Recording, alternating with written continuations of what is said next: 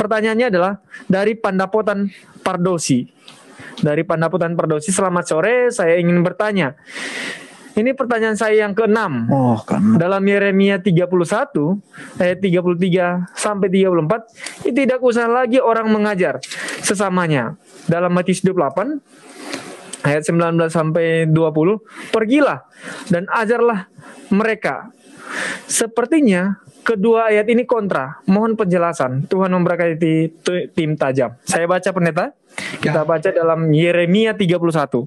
Tadi kita masih berada di kitab Yeremia ayat yang ke-33 dan 34. Kitab Yeremia ayat pasal yang ke-31 ayat 33 dan 34 berkata demikian. Tetapi beginilah perjanjian yang kuadakan dengan kaum Israel. Sesudah waktu itu, demikianlah firman Tuhan. Aku akan menaruh Tauratku dalam batin mereka dan menuliskannya dalam hati mereka. Maka aku akan menjadi Allah mereka dan mereka akan menjadi umatku. Dan tidak usah lagi orang mengajar sesamanya atau mengajar saudaranya dengan mengatakan, kenallah Tuhan, sebab mereka semua besar kecil akan mengenal aku. Demikian firman Tuhan, sebab aku akan mengampuni kesalahan mereka dan tidak lagi mengingat dosa mereka. Yang Matius 28. Ini kalau nggak salah ini disebut amanat yang agung ya. Betul, perintah agung. Ya, perintah agung dalam Matius 28. Kenal banget.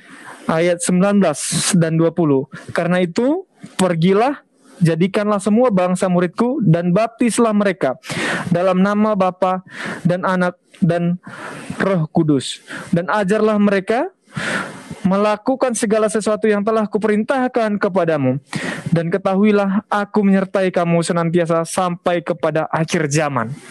Sebelum pendeta memberikan jawaban, saya mencoba menjawab pendeta karena saya tahu saya pendeta bertanya sekarang. Ya, saya tahu kalau jawaban saya salah, pendeta akan luruskan. Betul. Kalau pendeta udah jawab duluan baru saya jawab, nanti salah siapa yang luruskan gitu kan.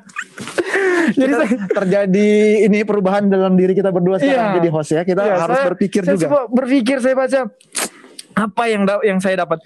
Setelah saya baca pendeta di dalam Yeremia ini, sebenarnya ini sudah perjanjian Allah dengan umat Israel bahwa Allah sudah memberikan kebenaran bagi mereka. Di ayat 33 tadi kan. Dalam hati katanya. Allah akan menaruh kebenaran dalam hati mereka. Untuk sesama bangsa Israel, Tuhan bilang tidak usah saling mengajar karena mereka sudah sama-sama tahu. Sudah punya. Iya. Jadi kayak kita nggak perlu mengajar Kak Stephen karena Kak Stephen sudah tahu gitu kan. Kak Stephen tidak usah mengajar saya sudah tahu hal yang sudah ditahu, hal yang sudah Tuhan sampaikan langsung ke kita. Tapi di Matius 28 ini adalah perintah Tuhan perintah Yesus sebelum Yesus naik ke surga. Ini bukan hanya untuk bangsa Israel, tapi seluruh kaum.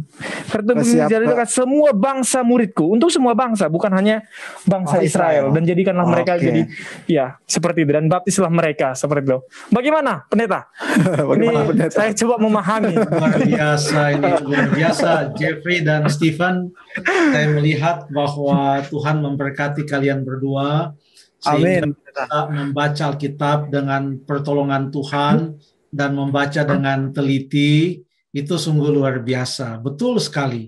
Jadi salah satu cara kita memahami firman Tuhan adalah kita melihat konteksnya, di mana ayat itu kita dapatkan.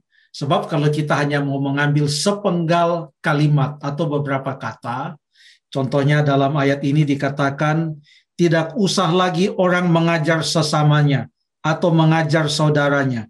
Kalau kita hanya ambil itu, kita ambil copot dari Yeremia 31, kita pegang dulu di tangan kiri kita, lalu kita pergi ke Matius 28 ayat 19 dan 20 yang mengatakan, ajarkanlah mereka melakukan segala sesuatu, kita ambil dari tempatnya, kita taruh di tangan kanan kita. Sekarang kita lihat, di tangan kiri katanya, tidak usah lagi seseorang mengajar.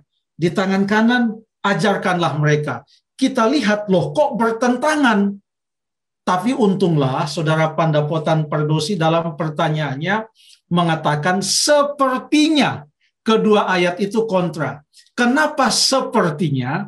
Sepertinya kedua ayat itu kontra, karena kita sedang membandingkan setelah kita ambil dari tempatnya atau dari konteks di mana ayat itu atau kalimat itu berada. Suatu kalimat di dalam Alkitab tidak pernah berdiri sendiri, itu adalah bahagian dari suatu nubuatan atau bahagian dari suatu cerita atau bahagian dari suatu pengajaran, sehingga kalimat-kalimat itu, kata-kata itu haruslah difahami di dalam kerangka atau konteks dari cerita itu atau pengajaran itu atau nubuatan itu atau bahagian dari kitab atau pasal dari mana atau di mana kalimat itu berada.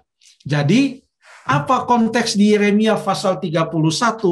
Di sini Tuhan sedang memberikan kepada mereka suatu pernyataan bahwa ia akan membuat suatu perjanjian yang baru. Kenapa baru? Sebab dalam ayat 33 dikatakan, aku akan menaruh Tauratku dalam batin mereka dan menuliskannya di dalam hati mereka. Tauratnya sama, tapi tempatnya ditulis sudah beda.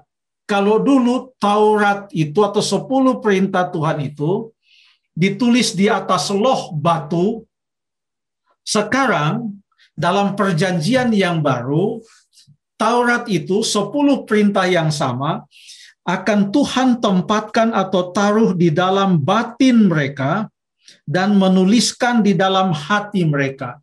Kalau Tuhan sudah taruh di sana, siapa lagi yang mau mengajar? Tuhan sudah taruh di sana.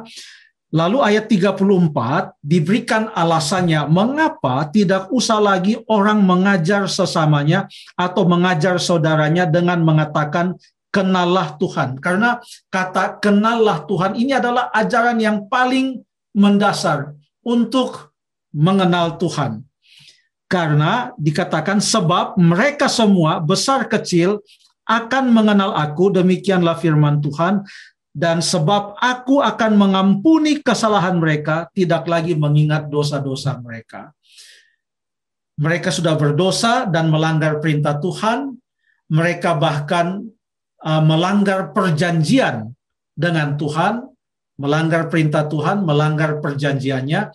Tapi Tuhan mengampuni mereka, memberikan kesempatan bagi mereka untuk bertobat dan hidup sesuai dengan perintah Tuhan. Dan Tuhan mau supaya hati mereka itu bukan hati yang keras, tapi hati yang lembut, di mana di dalamnya ditaruh firman Tuhan, 10 perintah Tuhan, Taurat Tuhan itu. Dan seperti yang Jeffrey katakan, itu suatu tanggapan yang sangat jitu sesuai dengan konteksnya. Jelas dikatakan dalam ayat yang ke-33, tetapi beginilah perjanjian yang kuadakan dengan kaum Israel. Sementara di Matius 28 mengatakan, pergilah jadikanlah semua bangsa muridku. Bukan hanya untuk orang Israel. Ini adalah bangsa-bangsa yang belum mengenal Allah. Ya, yang belum mengenal Allah. Salah satu contohnya mereka belum mengenal Allah. Kita baca di dalam Kisah pasal yang ke-17. Pada waktu Paulus sedang berjalan-jalan di kota Athena, maka dia melihat sesuatu di sana.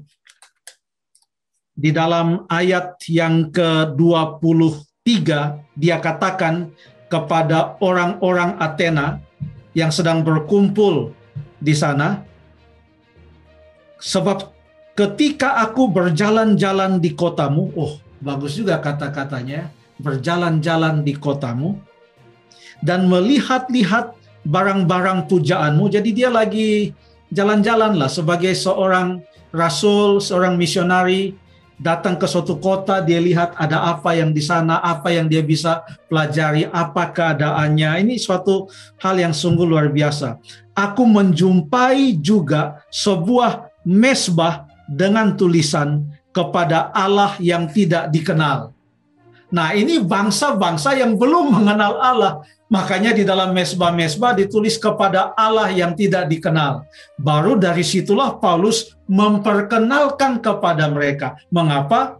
Untuk memenuhi amanat agung yang diberikan oleh Tuhan Yesus. Pergilah, jadikanlah segala bangsa muridku, baptiskanlah mereka di dalam nama Bapa dan Anak dan Roh Kudus, dan ajarlah mereka melakukan segala sesuatu yang telah kuperintahkan kepadamu. Jadi sekali lagi terima kasih Jeffrey sudah membantu untuk memberikan penjelasan tentang ayat-ayat tadi.